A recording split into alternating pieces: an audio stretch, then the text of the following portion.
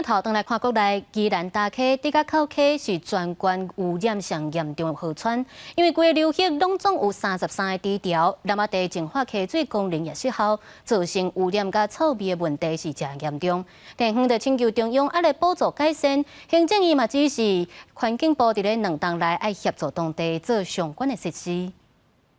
伫咧竹仔口溪七吉桥顶楼有13间饲猪场，除了造成溪流安氮的污染严重，伫咧附近的山民甲林美村，常常闻到臭味，互人挡袂牢。无台北人我是讲，大家来食哇，你听这水，空气嘛真好看，每个人过来看第二桩，咱闻到第三味，随人就走。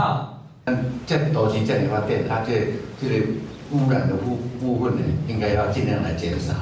地方讲，河川污染甲臭味的问题若无解决，严重影响当地发展。根据统计，规个竹仔口溪流域有33间饲猪场，饲26000只猪。而且环环保局讲，山明湿地第一池自2016年就因为风台歹去，无法度调水，规个鼻拢打去，失去部分的滤水功能，是造成污染的主要原因。一滴池的部分也有部分的破损，那时候也没有修哈。 因为湿地要修理的费用真悬，环环保局几多年来向环境部争取9980万来补助，希望伫第一池用日间工法来补救，消除竹仔口溪安氮的污染。不过到即马拢无具体进展，行政院17会刊了，只是环境部伫2年内协助做好安氮减少措施，也请县政府甲农业部协助优化老旧饲猪场的设备，环保局也加强监督。咱希望2年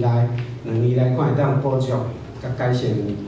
完毕啦，找相关的一些专家学者，包括农科院或者说各大学相关的一些院校的专家学者，那针对德智口溪这边的养猪户来再进一步的进行辅导。